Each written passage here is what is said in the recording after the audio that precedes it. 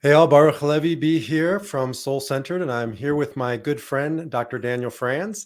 Dr. Dan and I are doing a shared podcast together. I know Dr. Dan has his own podcast in the Meaning Project, and it's a great podcast, and mine is The Defiant Spirit. And we join forces now, it seems like almost on a weekly basis, and that's just good with me. I think it's good with you too, right, Doc? I am loving it. This is a fun time that I look forward to every week. So I'm excited to get back into some Enneagram and MBTI today. Absolutely. For those of you who follow us on a regular basis now, since we're regular, we started last week talking about Enneagram from my world. That's some of my training, and MBTI, Meyers-Briggs, from Dr. Dan's world and his training, and how that relates to our work as logotherapists, as meaning-centered therapists, coming from the work of Dr. Viktor Frankl, who we talk about often and always, since both of us have really built not only practices, I think it's fair to say, belief systems and kind of spiritual, emotional, psychological understandings of the world from this great man and his great teachings. Is that overstatement? I would go as far to say lifestyle. I mean, once you get into this kind of information, it's more than just a psychological theory. Striving to discover meaning in your day-to-day work. Dr. Frankl talks about the meaning of the moment and ultimate meaning. And when this becomes part of your understanding, it becomes part of who you are.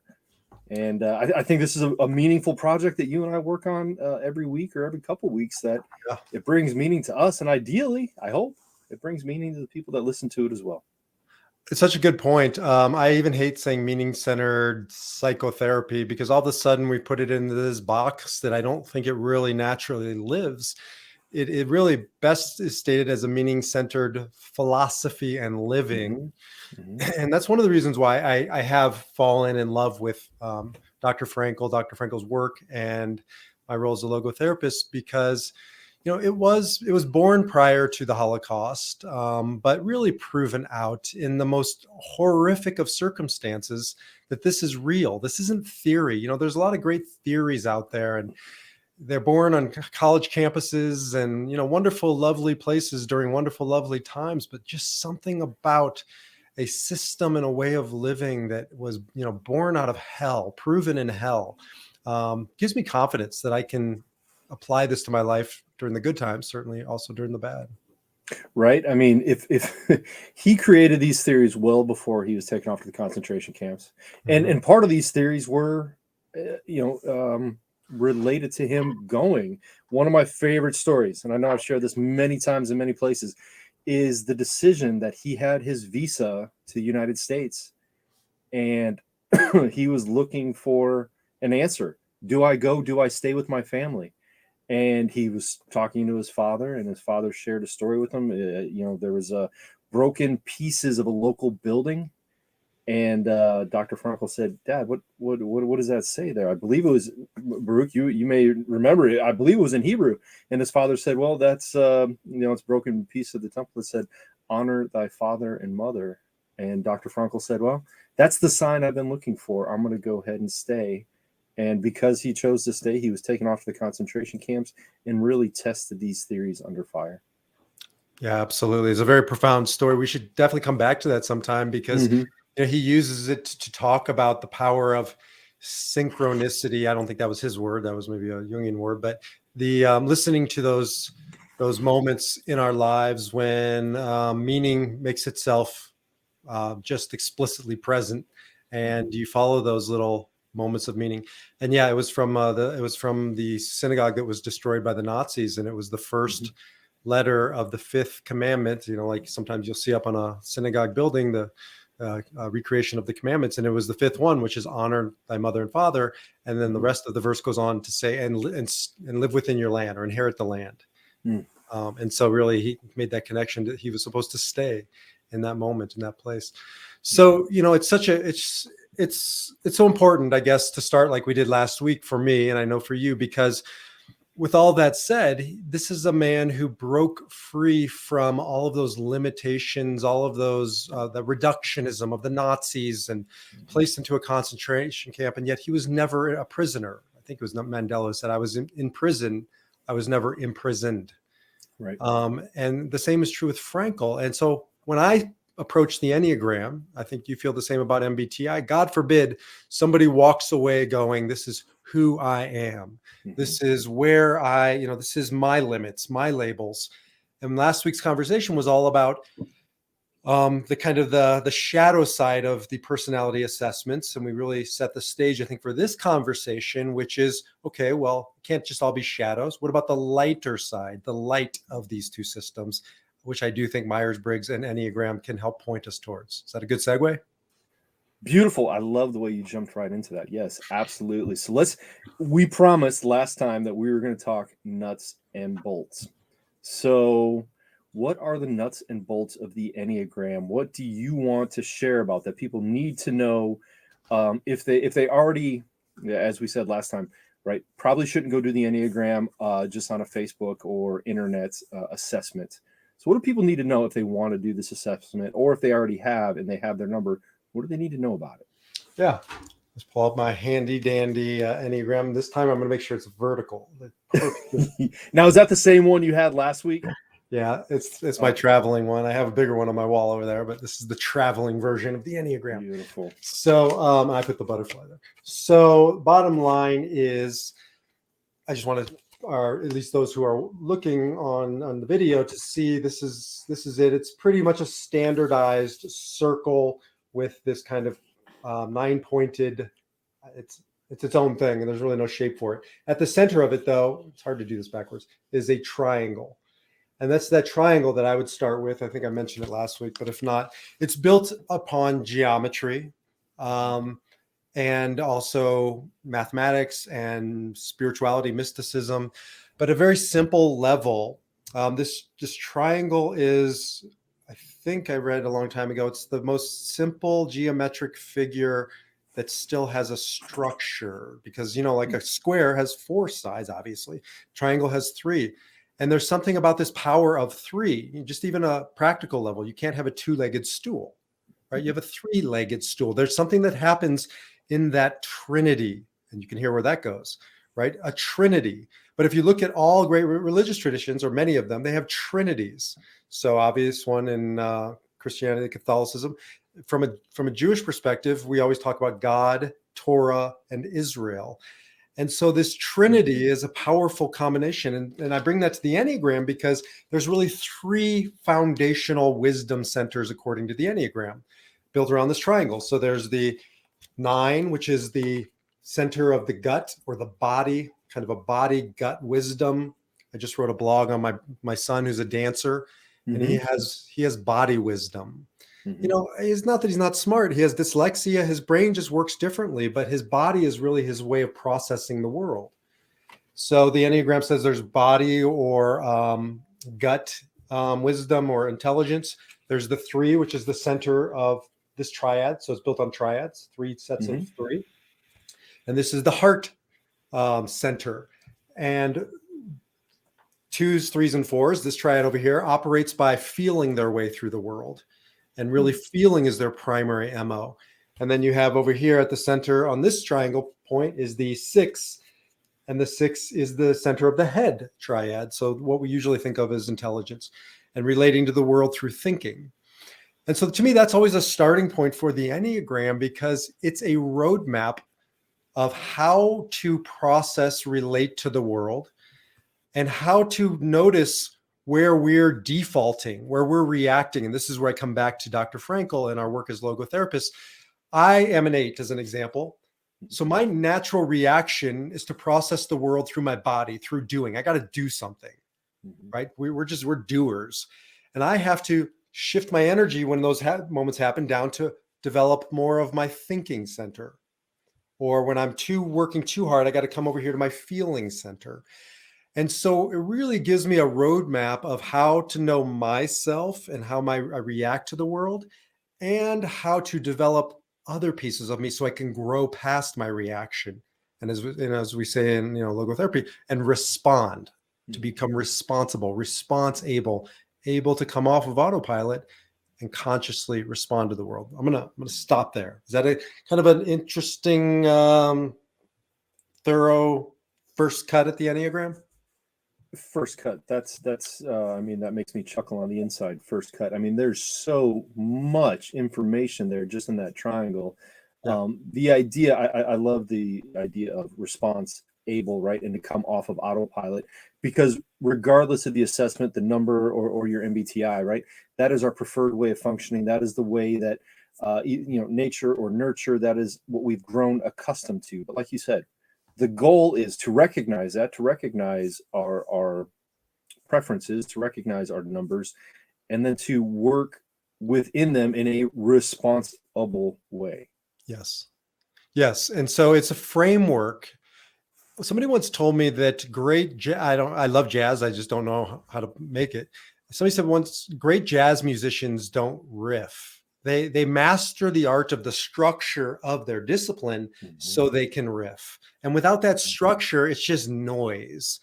And so I feel like these systems are the structure, and they give us a framework, language, way to think and see the world. And from there, we should be able to then break free from that. I don't want to think of this as an end, but as a means. And that's how I get going with my means, is looking at 3 ways I process information. So that's the triangle. I'll just sum up kind of some other basics, and then we'll jump over to MBTI and start to see similarities and differences. So 3 is a big part of the Enneagram, because you have 3 centers of wisdom, and then each one of those has 3 expressions around it. So you have, on either side of the triangle, you have a wing. It's called the wings. And so let's say you're a 6, you have the 5 and the 7. These are all dealing again with thinking, the thinking triad. Now, each one of the 3 expresses a different quality in a different way. So 5, 6, and 7 deal with fear. That's really, if you think about, where does fear come from? Fear really comes from the mind, when we're dealing in anxiety. And so 5, 6, and 7, as a shadow side of their thinking, have to deal with fear. Well, 5s repress their fears. 6 are ambivalent. They just don't always know what to do with their fears. And 7s express, right? They go out into the world and kind of take their fears and try and outrun them. And there's this energy about a 7 that they're out in the world doing and moving and shaking, but they're really dealing with a lot with their fears. So each one of these has a threesome. 9, 8, 9, and 1 deal with anger, because anger is really a bodily emotion. Like when you think about when you're angry, you lose control of your body. You can just feel it. So 8, 9s, and 1s, the shadow side of their doing, they deal a lot with anger. 1s repress their anger. 8s, like me, express their anger. And 9s don't know what to do with anger. Now I'm going to jump right in there. And as a designated 1, I'm going to sarcastically say, Baruch, I don't know what you're talking about. And then I'll honestly say, oh yeah, that's so accurate. So it depends on, I don't want to go too deep here, but it depends on your subtype, which is this basic drive. But Father Richard Rohr, who I think, have you heard of? Yeah. So an amazing man. Like, he's one of my teachers in this lifetime. And he's also an Enneagram teacher. He's a 1. And he says he's not angry either until injustice and immorality and unethical behavior and systems. And he's a social 1, I think. So it depends what you mean by anger, but there's a judgment he will talk about in himself that starts kicking in, right? And we don't necessarily always call that anger, but what he talks about is that's coming from a place of anger. And sometimes he'll put it on the system, or, like, for instance, he says he'll get angry sometimes when the trash can is full, because it's not perfect. It should be no trash in that trash can. Of course. Of course. So like a 4 over here, my wife, an artist type, would look at the trash can and I don't see anything. Her anger wouldn't bubble up, but a 1 starts to feel underneath the surface. And when I work with 1s, it's about expressing anger. When I work with myself, it's about repressing anger. So that's the second triad. The third triad is, again, the heart, 2, 3, and 4. 2s repress, and this is the feeling center again, and they deal a lot with sadness. This deep, profound sadness. It doesn't mean they walk around crying boo hoo hoo, but Twos have this like sadness of always feeling like relationship is not enough. They want more in a relationship. They want to help more and give more. They just want to be needed. And there's a sadness around a two, and they repress it. Threes are ambivalent. These are the achievers, and they don't even look like they're feeling because they don't know what to do with their feelings. So they're ambivalent. And fours overexpress their feelings. These are the dark, brooding artists, right? And the work with a four oftentimes is to get them to pull back on some of these emotion, the intensity, the melancholy, the sadness. And I'll just stop there now. But why I like it so much is because it takes these primal archetypes, body, mind, and heart, and then really looks at it in a nuanced way and says there's, some of us that over express, some of us that under express, some of us that don't know what to do with it. And it gives us a little bit of a roadmap, and I'm not going to get into all the lines and everything right now, but you start using the lines to develop a countermeasure, right? The other side of the equation. So one example, a three is the doer, the achiever, whatever. Sometimes they need to back off and come up here to be a 9 and a little more quiet, a little more peaceful. Like you're achieving, you're doing for the wrong reasons. And so we got to get you back into your center, your body, come up here and quiet down. Then you can go back and be a better version of yourself as a 3. Or sometimes 3s they'll become a little deceitful. They'll sell you and you feel like you're being sold. And they're not really being over here. This is the 6. It's loyal. It's integrity. They got to get back into their integrity. And so you can use these lines to draw energies from different places to get off of autopilot and get back to the pilot seat of your life.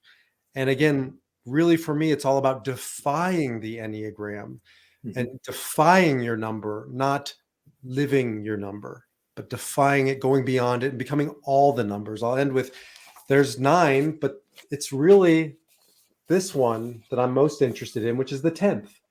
And that's all of the types, because they're all in Dr. Dan. You just have learned to repress this one, express this one, don't even look at this one, right? This one you go on vacation with.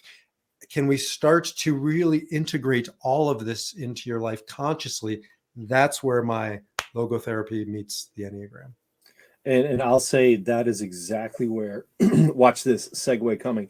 That is exactly where the opportunity, the ability to flex in the dichotomies of the Meyers-Briggs are very similar, right? We want to integrate all the positives of any one of these preferences or personality types and try to mitigate the negatives. But before I jump into the Meyers-Briggs type indicator, all right, a couple questions. Hopefully, I mean, these are very selfish questions, but I'm hoping that they're really for the audience.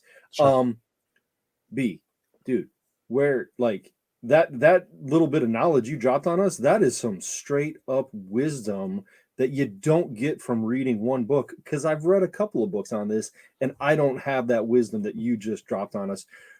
Where did you get this understanding, this education, this ability to share it like you just did? Is that a certification? Are you a lifelong student? Where's that come from? Thank you. It's I really appreciate the, just the recognition. I put my heart and soul into this work as do you. So it's nice to be seen. Thank you. So I'm not an Enneagram purist. I'm not in anything purist. I think I said it before. I'm a spiritual mutt. Right. If you try and pin me down, and it's never on those like bubble charts when you fill out your religion, like I'm like, where's the spiritual mutt? Because like it's healthier. My wife's a big dog person, and she'll never let us buy a purebred. Nothing against. I'd like a purebred, but she says it's healthier to buy a mutt. There's just better genetics because they haven't been overbred or whatever. I think the same is true with spiritual practice, religions, and so I really draw from the wisdom of each, and I've merged Kabbalah, Jewish mysticism, as I've talked a lot about, with logotherapy and with the Enneagram. And I'm trained in each, as you know. So my rabbinic stuff, long-time training, Kabbalah, long-time training, logotherapy, same training as you. Well, you went on to do the Graduate Theological Foundation and get a doctorate, so you went beyond me on that. And then the Enneagram, I studied at what's called Integrative Enneagram.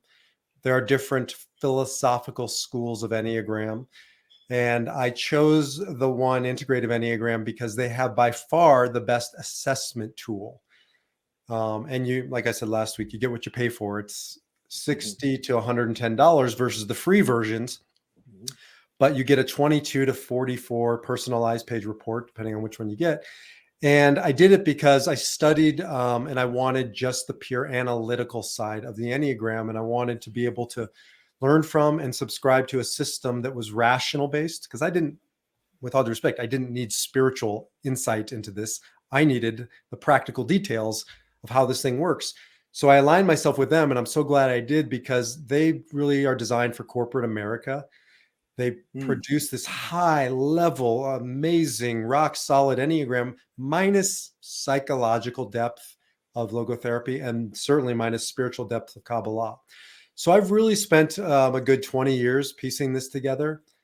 And in those stages, Kabbalah first, then logotherapy, and lastly, the Enneagram. And that's really, I would say, the foundation of my life. So to answer your question, I have to piece together, like a mutt does, from different places. There are some really good schools of Enneagram out there. There are some really marketing, cheesy, shallow schools, like anything else. I would say to our listeners, an integrative Enneagram, if you want an assessment. If you want knowledge, Beatrice Chestnut and Chestnut Pice, Paes, is probably the most well-rounded, knowledgeable group out there. But Father Richard Rohr has a one-off book. It's amazing, but he's not a school of thought. There's a couple other really great Enneagram books out there, the Enneagram of Relationships. But the bottom line is, I think like anything in life, if you see yourself as an artist, you create your own art. And that's how I treat this in my life.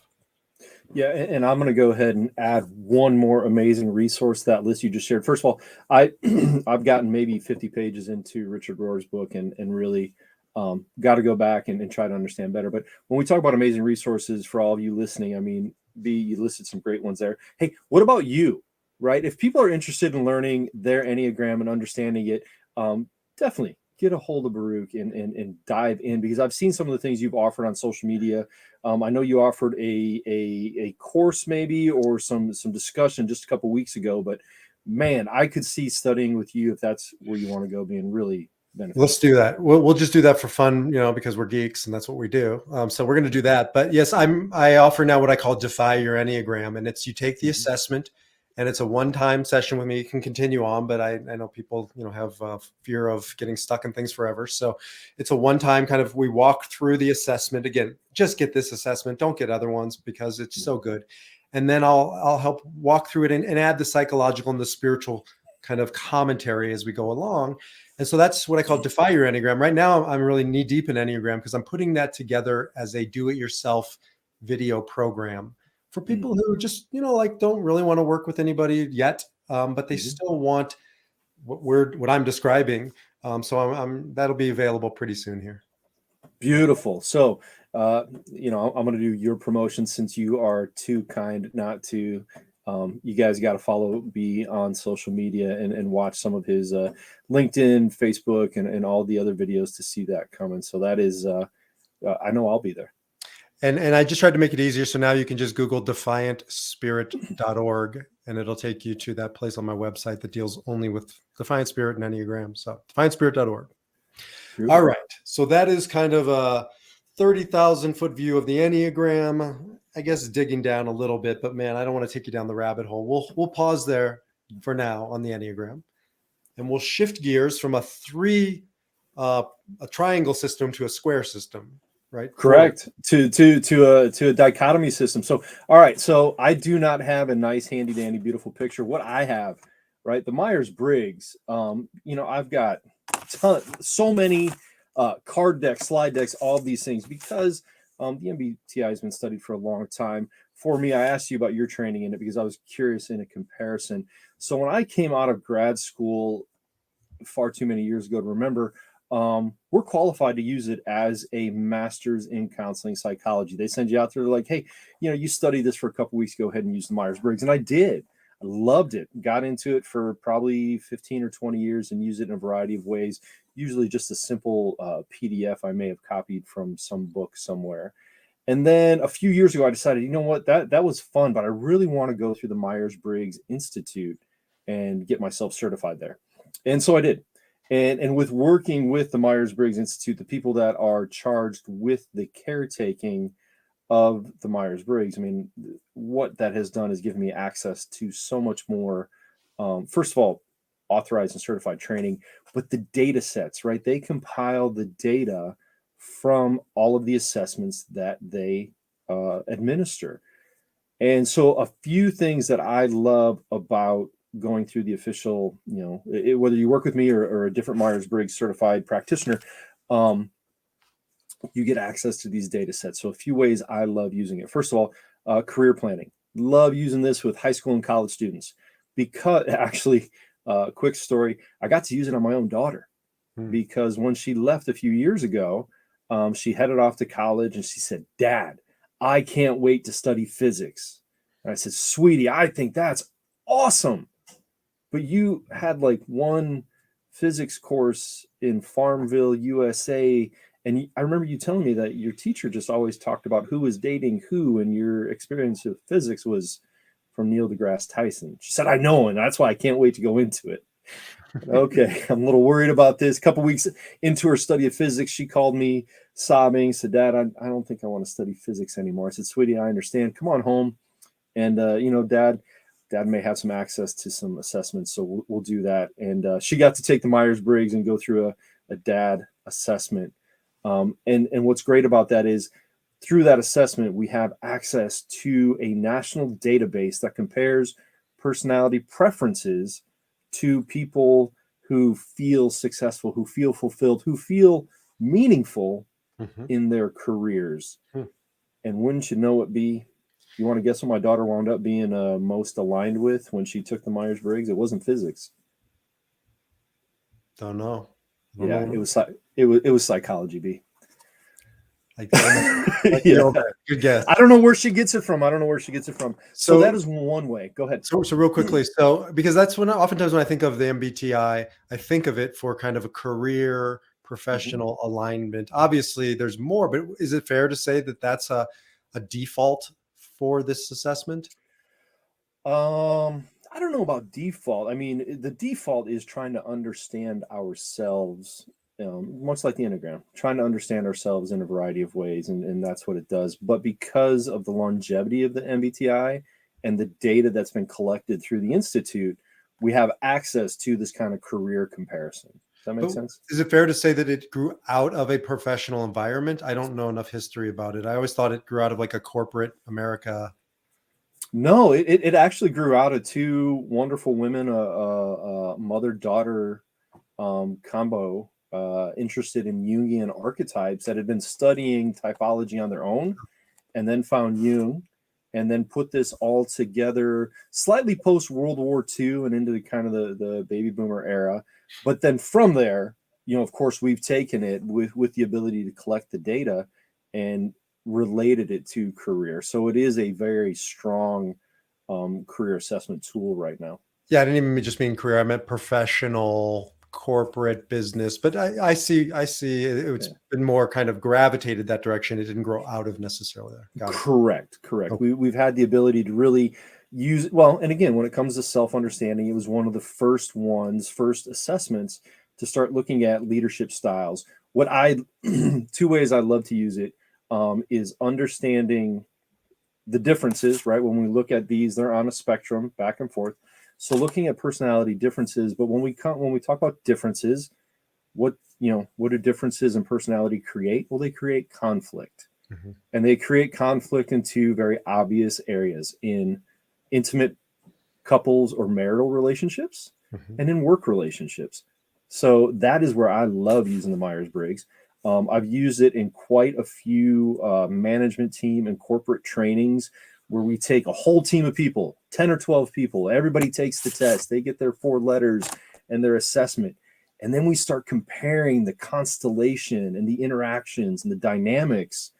And we see, there's so many fun exercises. One I really enjoy doing, right? So the last letter of the MBTI, judging and perceiving, relates to how people approach the outside world. My favorite exercise, we take a group of 10 or 12, 15 people and we say, okay, we want you to line up, organize yourselves based upon how you plan your vacations. Now, I had a group of teachers and teacher administrators a few years ago do this. And, teachers, they got a couple months off in the summer. So they really look forward to their vacations. Sure. But then when they came to this understanding that some of them plan in 5 to 10 minute increments an entire week or 2 weeks, or in teacher world, 2 months of vacation time. And some of them, which I have a coworker much like this, some of them just say, you know what, I'm going to be off from Monday to Sunday, and we're going to get in the vehicle and see where it takes us. And to watch those people interact and arrange themselves and understand, looking at each other, wait, so you don't plan your life, your vacation, minute by minute, hour by hour, and others say, you actually do that? Right. Relates quickly to a different understanding of how people operate in that work environment, just how they plan. Right. Well, especially if they take a vacation together, right? I've seen vacations come undone over that very issue. So, amen. Actually, I am much the J and the planner in my family. But what I've come to learn is in different groups, there's a couple we take vacations with from time to time who are even stronger in that than I am, which I didn't think was possible. I love vacationing with them because they literally have everything planned down in 45 to 60-minute increments. And I get to step back and say, I'm going to plan to be flexible. So in the Enneagram, I wouldn't necessarily say it comes down to a type, but there's 3 instincts I didn't talk about. But one of them is self-preservation. And these are people like my wife who, like, they're going into a new environment and they're looking to make sure they know where the exits are, and they know, the temperature, and, these self-preservation things, and they're going to get their needs met on a vacation. Right. So I like being around self-preservation people because they take care of business, and you got to know, strength and weakness. So I like that about the MBTI. So can you tell me more about the 4 categories? Because you said the last one was, what was it called again? Judging and perceiving. That's how we approach the outside world, how we like to orient ourselves to the world. And yet I'm an INF. Oh, so I'm an INFJ. I'm a judging. J. Got it. Okay. So one of these handy dandy little cards I have on my slide deck that relates J and P, right? So judging and perceiving, that's the last one. I'm very similar to you in that J. We plan ahead, we plan accordingly, and when given a task, there's often a step orientation or approach to getting a task done. Mm-hmm. When assigned a task, if you say it's due in 2 weeks, we'll probably plan ahead and have it done in 10 days, maybe 9 days if we're really motivated. Sounds right. There, yeah, okay, accurate. Those with more of a preference towards P or perceiving, I love this slide card, right? Their process goes like this. It's kind of over here, and it may double back, and it may come over here, and then it may pause for a while and wait till the very end. And with 4 hours to go, have a flurry of activity and motivation to get something done. It's not good or bad. It's just very different from what you and I are used to. And very often it comes about having the same results or maybe even better results at the end. But the process, you can see where people of 2 different preferences are going to come in conflict. You and I are going to have a task done 10 days, 2 or 3 days early, and other people might wait till the last minute and have it done right on time, but just at the end. And it really helps me if I can put that on their personality and not a character, not a value judgment, right? It's not personal. It's a roadmap. It's how they, it's the roadmap by which they drive. Yeah. Roadmap. I love that. Okay. So one of my favorite stories, just a general story, right? And this is the other place where I use the MBTI, work environments, comparing groups, but in couples, right? The idea that opposites attract, in my experience with the MBTI, is very true. We see somebody else, they're a little different from us, they're quirky, there are differences. We see that, and it appeals to us. Like, wow, that's different from me. I like that. That's attractive. Mm-hmm. And we get to know that person, and maybe we choose to spend our life with that person. And if we're not discussing those differences, they eventually become annoyances. And if we don't discuss those annoyances in a healthy way, they may turn into resentments. And one of my favorite stories about that, the J and the P, right? Us people that plan ahead. I don't know about you. I love planning date night. Like, yes, B, I'll plan it 2-3 weeks in advance. Like, oh, this restaurant is opening up and they're having this great thing. And maybe it's, restaurants week in the local city nearby. And let's do this and do that and plan that. And by the time I introduce this to my wife, I've got a set of expectations and we're going to make things happen. Now, if I were to ask my wife, who's opposite, much more of a P in that area, say, hey, why don't you plan date night? B, I asked my wife to plan a date night 3 months ago. Well, when's the date night? That's the question, right? I don't know. And quite honestly, I don't think she knows either. And that can be the difficulty when somebody more focused on J and planning in a loving way. B, I love planning. So I want to share my love of that with my wife. Like, hey, I love this. Therefore, you should too. How about you plan a date night? But that's not her thing. And when I put that expectation on her, that's asking her to behave in the way that I prefer, not her. It's also, from the Enneagram perspective, if that's the one, because that sounds like a one, and then your anger, right, can start bubbling up from the surface. Even if it doesn't express, it gets repressed. And then you go on that date night and, the person, your wife is not living up to the bar and it's not what you imagined. And if you're not conscious of it, right, is this familiar? Well, I feel as though, B, I know you're in Colorado, I'm in Indiana, but were you there last Friday? Because this sounds very familiar. Yeah. I get it. I totally get it. And so it's really gives you a understanding of her roadmap, which then can help you, adjust your plans accordingly or your expectations. And there we go. And that's where it comes in with, any relationship, but especially our most intimate relationships. As I say, it's not good or bad. It's just different when we can recognize that difference and really truly understand it. Like you said, have the roadmap for it. We can look at the other people that are most important to us and respect those differences and behave accordingly.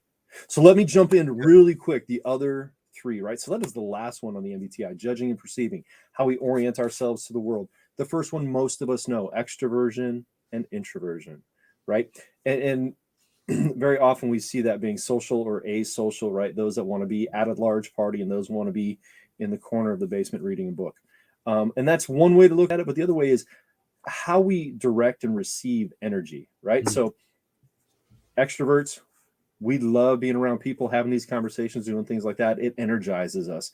Introverts, not so much. They want more one or two intimate, deep relationships, right? People that they can really go deep with.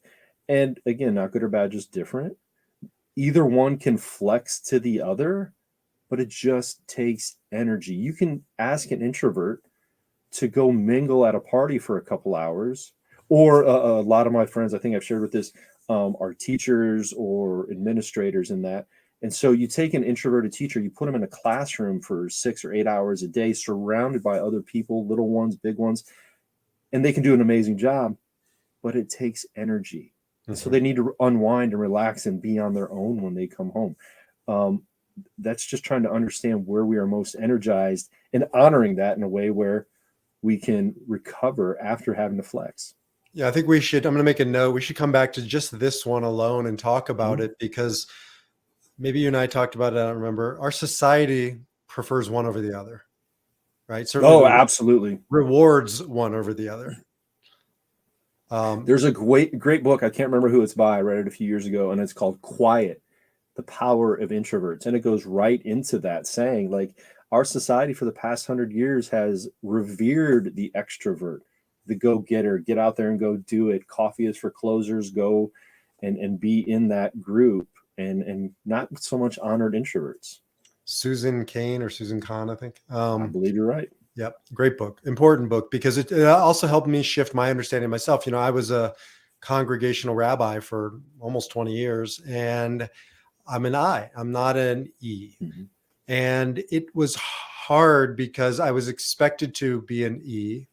My whole life revolved around being an E, and I could feel constant depletion, right? And I always felt like, what's wrong with me that I feel depleted at the end of this thing? And I didn't take care of myself. And if you live in an E world and you're an I, you got to be very mindful of that energy depletion.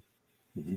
And I will tell you, as an E, being a psychotherapist, hour after hour, one-on-one with one other human being, going very deep, right, into their history, their emotions and things like that, or with a couple, I can do that for 5, 6, 8 hours a day. But man, afterwards, I need to be social. I need to get out there And, and the other part of that is, one thing about introversion and extroversion is also how we process information. Introverts process internally, quietly. Extroverts, you always know what they're thinking because it's coming out of their mouth. I can't do that as a therapist. I need to listen. And so it's times like this. That's why I love podcasting or getting out and doing public speaking, because, for 45 minutes to 60 minutes, I just get to run my mouth. And that's energizing to me. It's got to come out at some point, right? I have to honor that extroversion because I spend my days flexing to introversion. So funny you say that, and we'll move on to the, and you say you're with a client for 6 or 8 hours, and I experienced the same thing as a therapist, and I feel like that was my social time. That's great. I'm like, oh, I get to go be by myself now because I've just spent the day being social. That's awesome. Well, and I think that's, again, proof of the opportunity to flex, right? We can both be good in the other realm, but we need to honor that in ourselves and find what energizes us and go do it. All right. So that's introversion and extroversion. Sensing and intuition, right? S and I for intuition, or N for intuition, sorry, because we already used I for introversion. Sensing are those that take in information through their senses: sight, sound, smell, touch, taste. Just very organically take in information, very factual in some ways. Intuition, on the other hand, and I think we talked about this a little bit last week, are those that kind of feel their way into taking in information, right? They can't always quite put their finger on it, but I just know this is what I'm understanding, right? And I'll tell you a story. For me, as I changed realms in my work life, as a supervisor, first as a director of clinical operations, and then a supervisor of a group practice, I felt as though I had to be very I had to take in information with my senses to be able to manage and lead. And then as I've been more focused on a private practice and helping other people, I found out that I've developed that N a little bit more, that it's almost become more dominant in my preferences, that I need to understand more in an intuitive kind of way. So that was my question. These are evolving. Are they completely changing, or you can kind of move them within a spectrum? Like, I think that's that ability to become an I, or vice versa. Can you cross that? I think that one's pretty hardcore. We're finding out now with more brain imaging and research that E's and I's neural structures are different, right?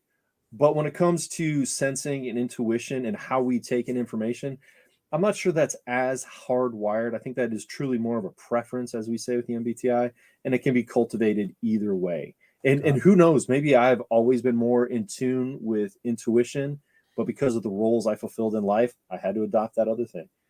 Plenty of research out there. And as I continue my certification and credentialing, that's definitely an area I want to understand, is the differences between S and I, or S and N. All right. So the third one, which will be the last one we talk about today, is how we come to conclusions. Thinking, right? Those rational people that take in data, assess it, and make a decision based on rational fact.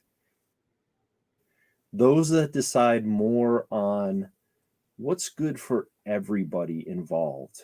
One of my favorite exercises with this, again, in a group setting, in a work setting, is to ask people to decide who gets rewarded at the end of the year. Say there's 10 people that did well, but we only have tickets to the annual conference in Hawaii. We only have two tickets. Who gets to go? And the sweat that develops in the small groups as people try to figure out.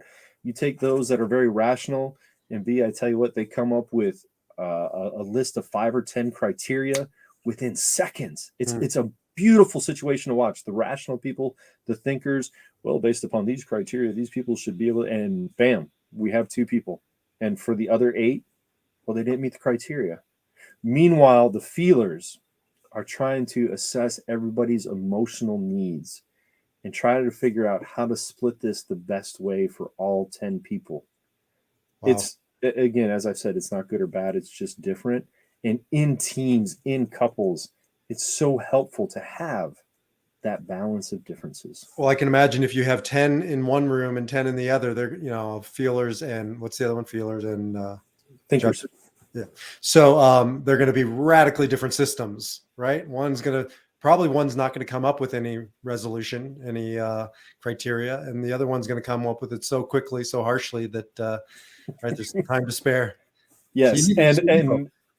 and again, I mean, from that, in the setting where there's a mediator, the conflict is robust.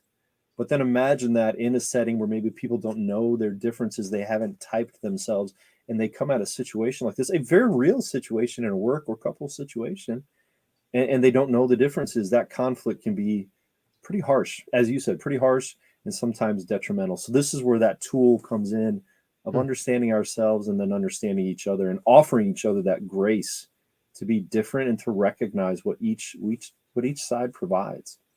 It's fascinating. I've never been walked through the 4 sections of the MBTI, so thank you. I'm sure I'm going to say we did not walk through that we sprinted through that, because what I just gave you is usually that's day 1 of a 2 or 3 day workshop. So I'm glad you felt you were walked through that. But boy, I love getting into that stuff. Yeah, no, like I feel the same way. We double sprinted through the Enneagram, like thousands of years in 10 minutes. But I guess with the remaining time we have, not there's a time limit, but I would like to know, from what we know a little bit about each other's systems, or what we can say about ours, some distinguishing features or factors. I don't think one is better than the other, or they're just different. Obviously, they developed differently and for different purposes. You already named a little bit about who you use it with, but I don't know. Do you have thoughts already on distinct differences or complementary aspects of these two systems? Well, I mean, complementary, absolutely. I think they're just different ways to understand ourselves and how we operate in the world, whether individually, doing that kind of introspective work to put a better understanding on how we think and how we operate, but then also in other systems, whether it's in our own family, in our work environment, in our community. Either one of these can be very beneficial in understanding that. Here's a distinct difference that I've personally felt. When I got my INFJ and I started reading about it years ago, I felt very proud. Like I felt very excited. I was looking at Martin Luther King's an INFJ, and like it's the most rare according to the thing. And I'm like a part of this most rare. And, I'm sure there's a lot of, crazy and evil people who are INFJs too, because they're probably in every category. But I didn't see that. And I just felt pride. And then I take my Enneagram first time years ago, and I'm an 8. And I'm like, ugh. That's me. I think Donald Trump's an 8, not to get political, but oh my God, like I'm running here with some, and yes, Martin Luther King was an 8. And I was like, a little redemption, right? And I've learned that there's different levels and gradations of your 8-ness. But I've experienced that with people who do the Enneagram. Like their first reaction is usually, ugh. And I think I shared that with you last week when I got my 1 and the word was perfectionist. I was like, no, not true. No. And then, but going back to what you said, having somebody explain it to me and looking at the light and the dark, well, it's pretty dang accurate. Yeah, but I didn't need anybody to explain the MBTI to make me feel good. Like that's my point, right? And almost every time I have this reaction with people, and that's almost how it's their type. I don't go with the 9 because it doesn't bother me. Yeah, I think that's a good point. But I think also the MBTI is set up. I mean, either side, except when we talk about introversion, extroversion in our culture, but true. Either side can be a strength. There often is that judgment, though. If it defines you, like, yeah, that's amazing. That's me, and I'm amazing. So that's perfectly right on. But those other people they're different, and that's a big part of any discussion or explanation of the MBTI. As I've said, not good or bad, just different. But when we see different, I don't know, maybe it's cultural, maybe it's human nature. We see different and we want to protect ourselves or insulate ourselves from it. But it's very important to understand the benefits, whether it's in your marriage as a couple, the benefits that other side brings to you, or in a team situation. Yeah, I wonder too if some of it has to do a little more with the different sides of Jungian philosophy, because I feel when I do the Enneagram, I'm dealing much more in the shadow work of Right. the of Jung. And to me, it feels a very shadow work oriented space for those who are ready and willing to look in the shadows and go down. It also has a deep history, as I mentioned last week, or long history of spiritual traditions. And spiritual work, we oftentimes romanticize it, but that's not been my experience of spiritual work. When I'm sitting in meditation for 2 hours at a retreat, and like I'm crawling out of my skin because I'm feeling, yuck about a particular issue, that ain't like love and light. That's like the darker side of things. And I just wonder if there's some of that's part of the Enneagram. It may be part of MBTI, but I don't necessarily think most people go there. Right, and maybe that's because the MBTI is a little bit younger than the Enneagram, and more based in psychology and science, whereas the Enneagram certainly is more spiritual. And in my experience, I think I may have shared this with you last year, diving into a Bible, the Bible in a year reading plan. I remember probably about 6 or 8 weeks in, the message that came through to me most clearly was, we're all broken, day in and day out, reading the Bible, the New Old Testament. It's all about brokenness and the brokenness of humanity, and that's pretty dark.